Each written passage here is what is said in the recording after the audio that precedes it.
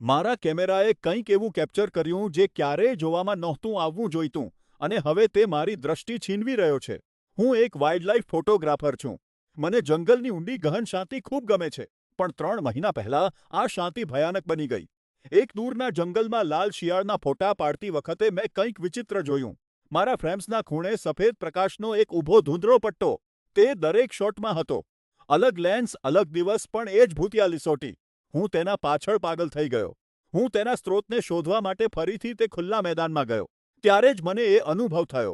મારી ગરદનના પાછળના ભાગમાં એક અજીબ ધ્રુજારી. મેં જમણી બાજુ જોયું અને તેને જોયો. એક ઊંચો ચમકતો માણસ જેવો આકાર. તે એક ફીરના ઝાડ પર ઊંધો લટકી રહ્યો હતો. જે ક્ષણે મેં તેને સીધો જોયો તે ગાયબ થઈ ગયો. હું જવાબો મેળવવા માટે સ્થાનિક રેન્જરો પાસે ગયો. તેઓ નવાઈ પામ્યા હોય તેવું લાગતું નહોતું. તેઓ તેને ઊંધો માણસ કહેતા હતા. નિયમ સરળ હતો. તેને ઓળખશો નહીં. તેની સાથે કોઈ સંપર્ક ન કરો. અને તમે ગમે તે કરો પણ તેને શોધવા ન જાઓ. પણ હું એક ફોટોગ્રાફર છું. મારું આખું જીવન અદૃશ્ય વસ્તુઓને કેપ્ચર કરવા વિશે છે. મેં ચેતવણીની અવગણના કરી. મેં તેનો પીછો કરવાનું શરૂ કર્યું.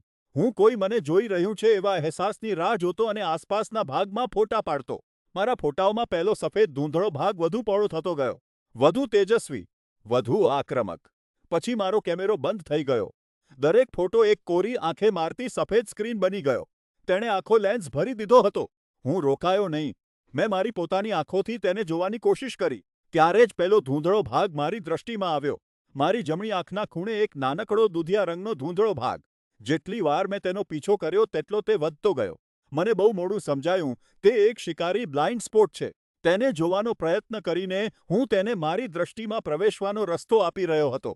હું ગભરાઈ ગયો અને જંગલમાંથી ભાગી નીકળ્યો. મારી પાસે રહેલા દરેક મેમરી કાર્ડ અને હાર્ડ ડ્રાઈવને મેં બાળી નાખ્યા.